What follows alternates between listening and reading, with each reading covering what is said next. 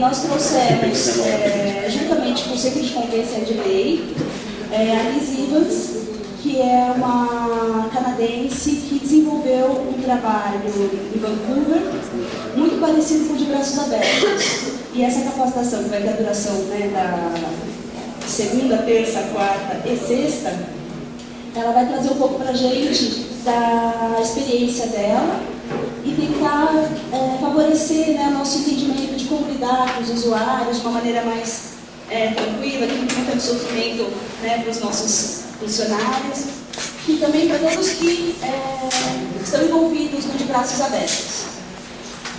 A gente vai ter a tradução simultânea e sempre que vocês tiverem alguma dúvida, podem fazer a pergunta em português que vai ser traduzida para ela em inglês. Tudo bem? Eu vou passar para a palavra para ela, tá bom? Thank you.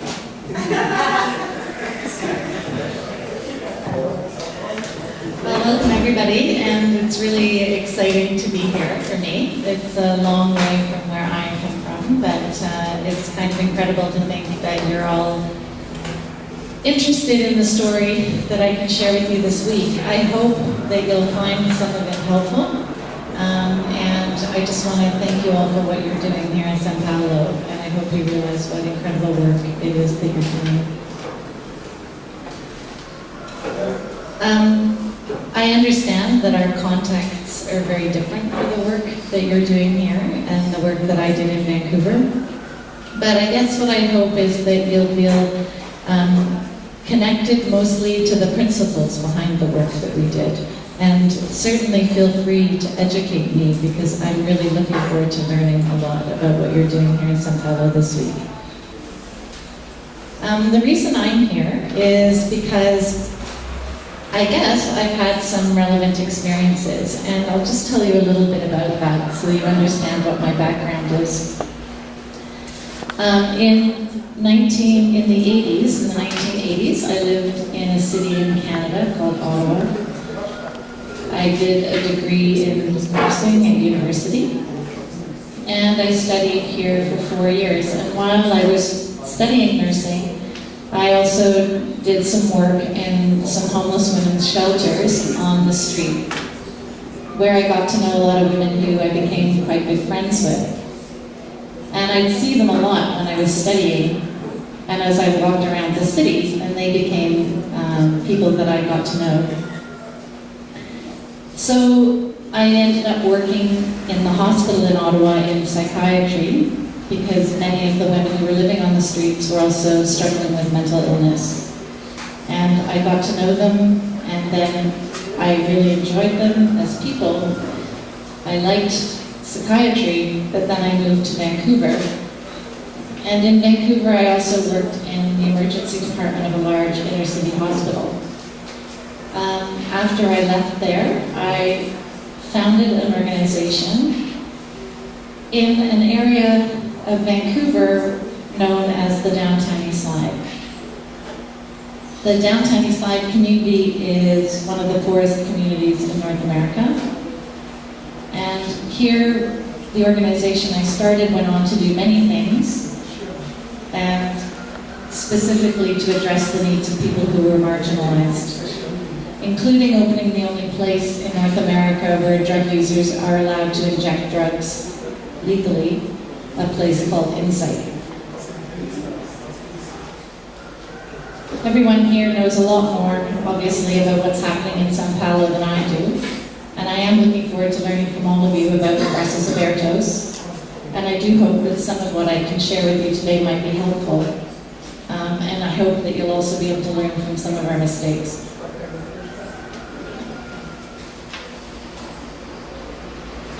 So in Vancouver, we tried to find a better approach, a way to improve the lives of those people who were struggling with addiction.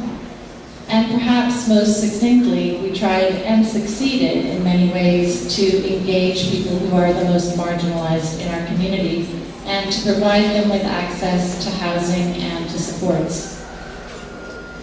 This work took place in the Downtown East Side, a community with a rich history, and a neighborhood that's actually always been the heart of our city. From the turn of the century up until the 1980s, due to shifting economic patterns in the downtown core of our community, Buildings became vacated and the area became increasingly depressed. However, our neighborhood has maintained a strong voice and is known as a place of resilience. It has been an area from which people have risen up and resisted the pressures that are often placed on low-income neighborhoods. And it's been a birthplace of many politicians who have led social movements. All of us believing that people have the right, low-income people have the right to a decent community. And when I arrived, the neighborhood was going through a big demographic shift. When I came into the area, I was a young and idealistic nurse. But working in the emergency department, I was extremely frustrated with the limitations of the hospital to really address the needs of the people who I saw cycling through the emergency department many times. I was very frustrated by what we called the revolving door syndrome. So I left the hospital and came to work in the neighborhood in the hopes that I could do something to address the people who were in crisis in their lives. I started to work in an old residential hotel in our neighborhood where I was asked to support the mental health care of people living in the building. But it was here that for the first time I witnessed what's the fallout from a complete breakdown in our social safety net. And I was overwhelmed by what I saw. People in the community heard that a nurse was working in the hotel, and they sent many people to me who were physically sick, addicted, people who had mental health problems, and people who were considered difficult to place in any other kind of housing. But they needed support. When I walked to work in the morning, I would often feel like I was going to be sick. The tragedy I was surrounded by was intense. There was terrible sadness, violence, and people being completely overlooked, and hundreds of people literally thrown away.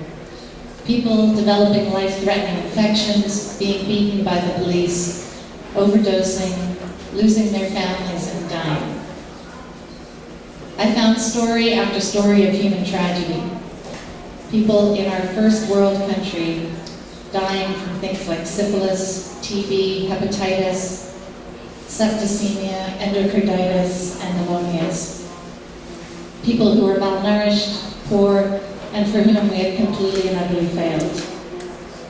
We had a primary health care emergency, but no one was paying any attention. We had huge rates of IV drug use, and as a society, we had just buried our heads in the sand. We had 5,000 to 6,000 individuals in our community who were using injection drugs. And poverty was widespread in the middle of this wealthy and beautiful city. 16,000 low-income residents living well below the poverty line and struggling every day just to survive. We also had a mental health crisis, and that from my vantage point was completely misdiagnosed. The public and the media focused on the recent closure of a large psychiatric hospital and blamed deinstitutionalization for the fact that there was people on the streets. But being in the middle of it, what I saw was something else. I saw hundreds of people walking around with intense emotional pain, people who had experienced incredible trauma, and people for whom no support or services of any kind were available.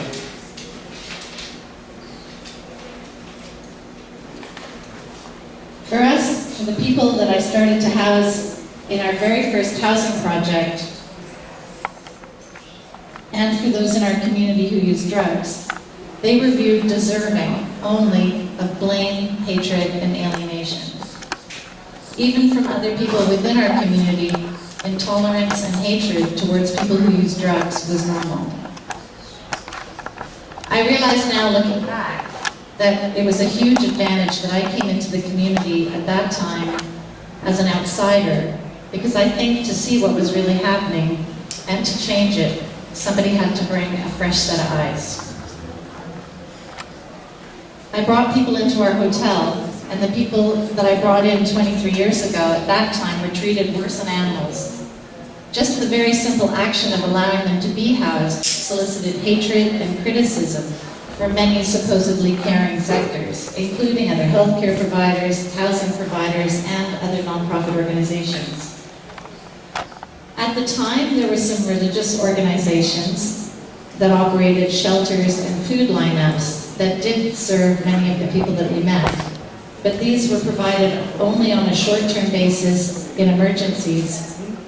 And to provide service, they insisted that people were free from drugs or alcohol, and they would often first require that people pray or attend a church service in order to receive food or housing. Taking people into housing seems like it should be really straightforward, but it wasn't. Once they were inside, I had no idea what we were doing. We knew that keeping them housed was a priority, but it was hard to figure out what I could actually do. So I did a lot of cleaning. I could try to be kind, and I could listen. And I heard a lot of stories from a lot of really lovely people. I was amazed and I was humbled. And I spent many nights crying, struggling to come to terms with the suffering that I was surrounded by and how it made me feel. This was over 23 years ago, and if I could have imagined then what happened as a result, I think I would have felt more hopeful. But in spite of all of the shocking statistics, many of the people I somehow viewed as weak and in need of change or broken somehow managed to keep on surviving. And I'm sure many of you feel similarly about your work here. But the people I came to know and love, many of whom are still my friends, taught me something really important. That it's patronizing and condescending and disempowering of me to assume that the people I met felt as hopeless as about their situations as I sometimes did. Instead, what my reactions told me about was where my pain was. And in coming to terms with this part of the journey, I would be able to see what the people I met really wanted, who they really were, rather than being who I needed them to be for me.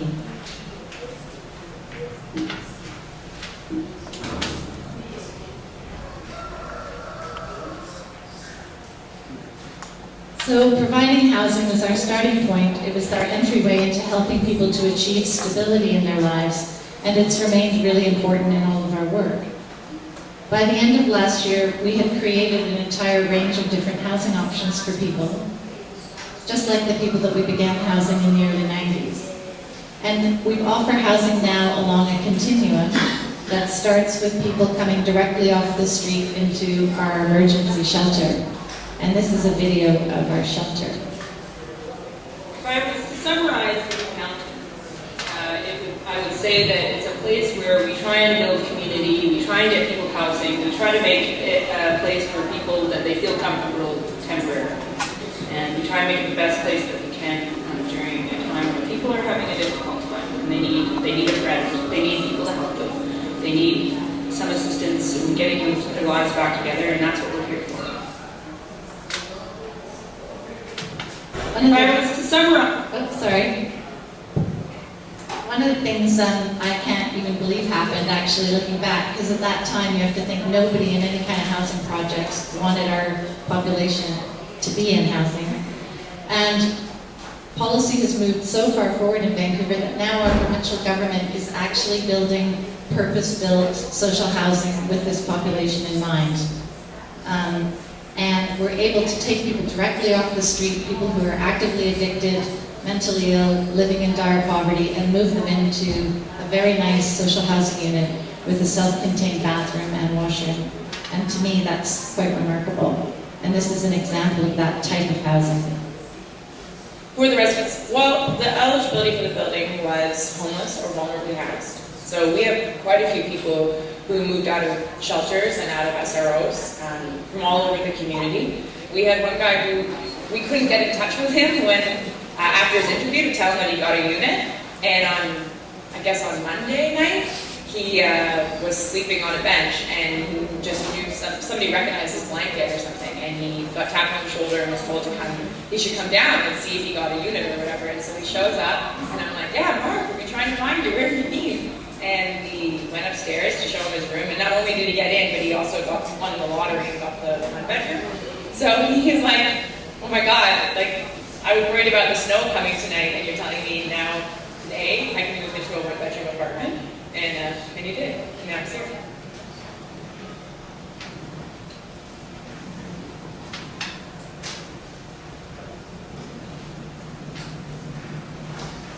So what began in one hotel with 70 rooms has now flourished into 60 different buildings, housing over 1,100 people. And in all of them, there's a different continuum of levels of support. Some are brand new, like that one, and some are incredibly old and in need of massive repairs. But all of them are welcoming, and all of them provide a home.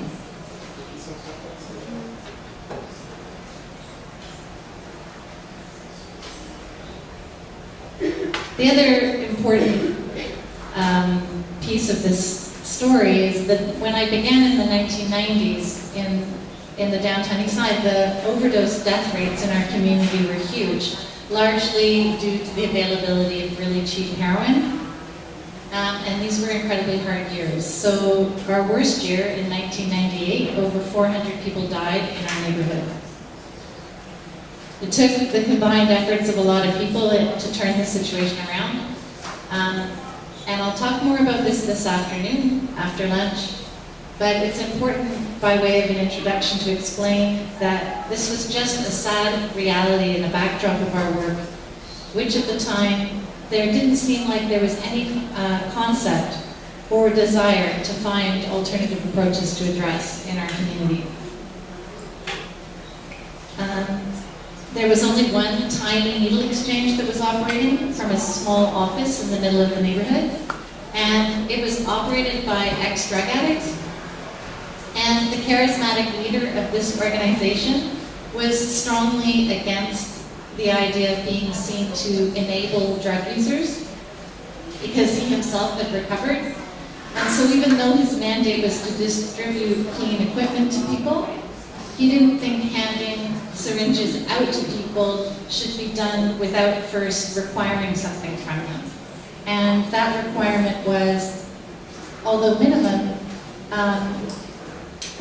he wanted them to have some sort of interaction with staff, and also you had to bring a dirty needle to get a clean one. And also there was a limit on the number of needles that you could get.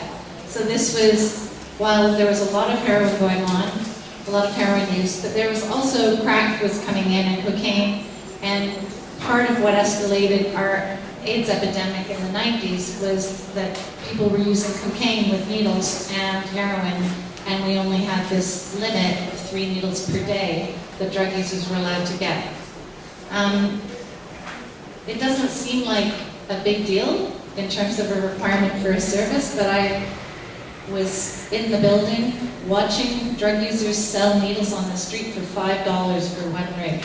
And to me, that was a symptom of the fact that our harm reduction services weren't operating properly.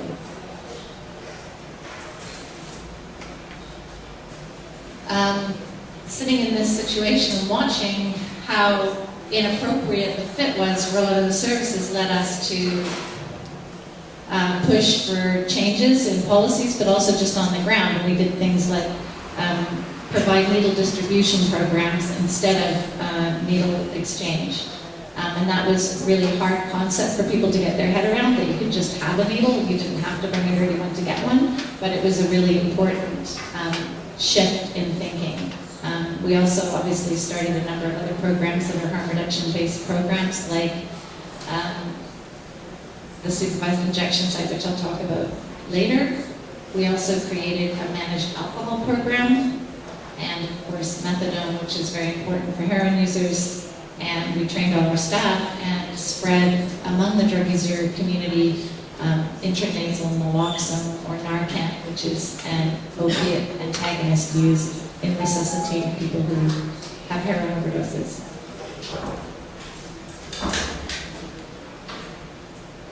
I think another really tragic thing that happens in our conversation around poverty and social exclusion has been the absence of tolerance of the addict as a legitimate member of society while they are still actively addicted.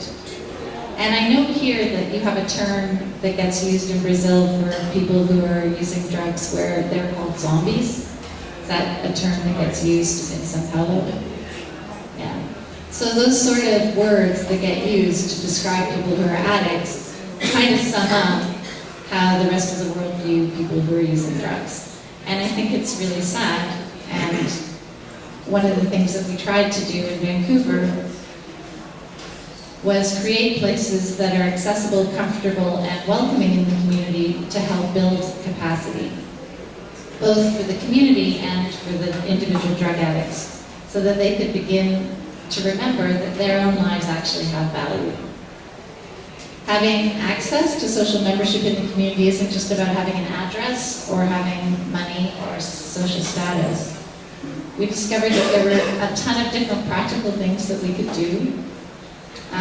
Every day we were presented with opportunities to create and nurture things, opportunities for people to engage in meaningful activity. And supporting and nurturing these activities was always complicated because the funders who gave us money to operate our programs tended to want program dollars to be tiny, if at all. And they saw these sorts of programs as not necessary. Whereas they don't mind funding someone to get a direct service like nursing care, having a party was not considered important. So all the things that people do in normal life, like going to a bank or accessing, I've lost my screen. Oh, here we go. Accessing an art gallery or any of the things that we take for granted that we have because we're members of a society where we're welcome. These sorts of programs are very complicated. But we got very creative and were able to work with a number of different partners to start quite a few of these different programs. The Interurban Community Art Gallery was an example. This little tiny art gallery, it's curated by people in the community. And here artists showcase their work, artists who live in the neighborhood, as well as artists who are just showing their work that might be of relevance to the neighborhood, so usually pieces that make some kind of social commentary. We also had workshops here and a wide number of community gatherings, such as memorial services when people die, fundraising events, bands, shows. Another example of supporting community capacity, it was our shelter staff started a soccer team, and they actually created several of them in the end, and they were part of the street soccer, homeless street soccer league. And both teams, both the men and the women's teams, ended up going to play in the World Cup tournaments of homeless street soccer. One team came here to Brazil actually and played in Rio 2 years ago, and another team went to Paris, France. This is a little video, I think, of the soccer.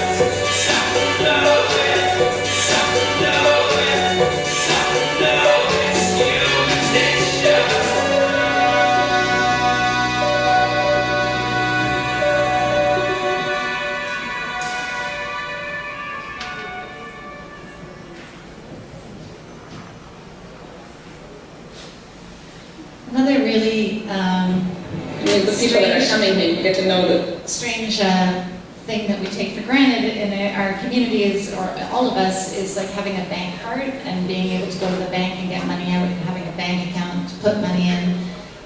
If you're living in poverty and you don't have any identification and you can't go into a financial institution and open a bank account, even if you don't have very much money, if you keep it in a jar under your bed, you feel financially vulnerable all the time.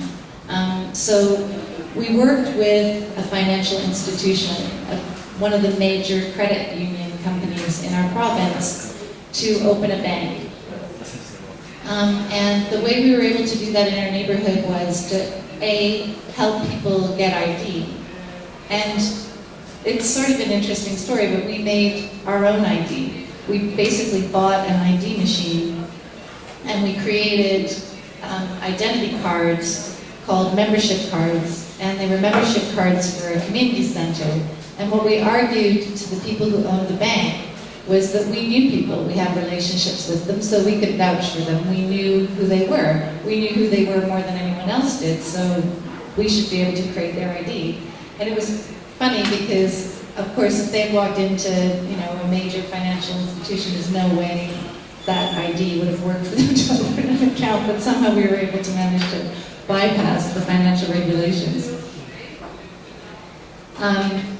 In the end, we've had over 5,000 members in the neighborhood join this bank, and the people who work in the bank are our staff who were working maybe in the hotels or possibly in the injection site, and we put them through a 3-week course to learn how to be a bank teller. And it was more important for us that they knew how to work with the community than that they had a history in banking. And in fact, I think it was easier to find people from our community who wanted to be there and work as bankers than it would be to have found bankers who would have wanted to come and work in our community. We've never had security guards on site, and it's one of the safest banks in the city. I used to be able to say it had never been robbed, but sadly it's been robbed once. But the guy who robbed it was a guy who was on a robbing spree all over Vancouver, and he hit up like 15 different banks, and it wasn't somebody from our community. So I always think that that's really important. This is just a little video of the bank. The people that are coming here, you get to know their family stories, and you read with them. Like somebody today came in and told me that his brother died, and I know his brother, and they share this with you, and you're able to help them in that way too. It's not just the general banking world. It's you have really tight relationships with them. Most of the people, like I said, that come here for years. We're more than friends in some ways. That building was a boarded up building that was derelict, but it had been a bank 50 years ago. So we just literally called the person that we knew who owned the building and said, "You're not doing anything with it, can we turn it into a bank?" And they said, "Yeah, okay." And then for $1 a year, we borrowed the bank, and with volunteers, we took off all the boards, we cleaned all the floors. A friend of mine made those banners that are hanging on the walls, and we had no overhead. We had no money to start that project at all. And then the funding to actually put the staff behind the tellers was meant to come from the membership fees for the people that use the bank. But in the end, the credit union were so happy with it that they ended up funding it. So they actually do cover about $200,000 a year in funding for that program. But they advertise heavily that they're doing it. It's good for their, it's good for their business. So in our community in Canada, we have seen the First Nations people, our Indigenous people in our country, be overrepresented on the street. After our government attempted to colonize, and their slogan was, "We need to take the Indian out of the Indians." And they spent a lot of time trying with the youth, the young people, through the residential school system that existed in the early 1900s in Canada, to actually ban in the law the practice of Aboriginal cultural practices. So they banned powwows and potlatches and these cultural traditions that were seen as really pivotal in that community. So as a result of many things that have happened to the First Nations community in Canada, we have a huge number of people on the street who are poor and who are addicted. And it's not surprising given the degree of brutality. so many First Nations people have experienced. A typical experience for a lot of the people I've met has been growing up in foster care. I don't know what the equivalent is here in Brazil, but basically you get taken away from your parents and shoveled around to temporary homes. And many people I know have gone through as many as 25 of these homes before they've ended up on the street at 18. And then if they start using drugs or alcohol in a problematic way, they then get kicked out or shunned from their communities. Because one of the things the First Nations communities did to combat alcohol and drugs was create, dry or sober communities. So then the First Nations people that ended up in the city who were addicted couldn't go home. So it was really important for the youth on the street to create programs in the city for them to deal with their social isolation and grief. So we created programs that support their culture and respect their history, and we were able to help them connect with people that they wouldn't otherwise have been able to connect with. We also created 2 urban farms. They're basically derelict building lots in downtown. The one now we call the farm, and one is just really an urban garden. On both of these lots, we're growing food and herbs, and we're turning this produce back into a food program where we feed over 1,000 people every day in a kitchen that's managed and operated by people from the street, and then they deliver the food on bikes to the residents living in the hotels. On both of these urban farms, we have apiaries where bees produce honey. And this is a little bit of a video about the farms.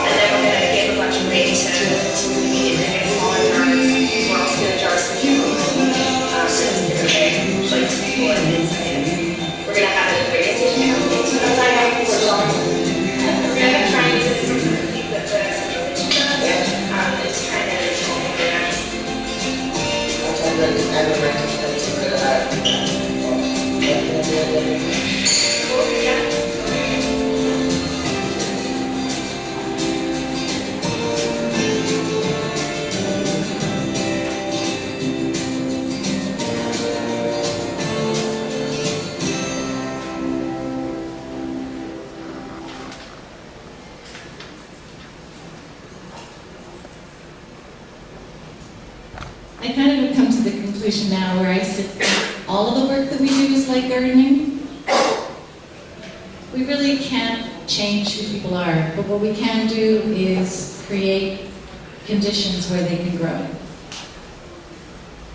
For me, this work has been an incredible privilege because of the wealth and the depth of the people that I've had a chance to meet and to walk beside.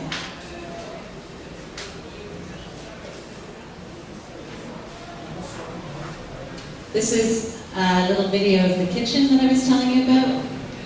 And this is the volunteers that create the food. Well, food's nurturing, you know, it's, people need it. It's essential to have it. It's like anything, it's like air, you need it.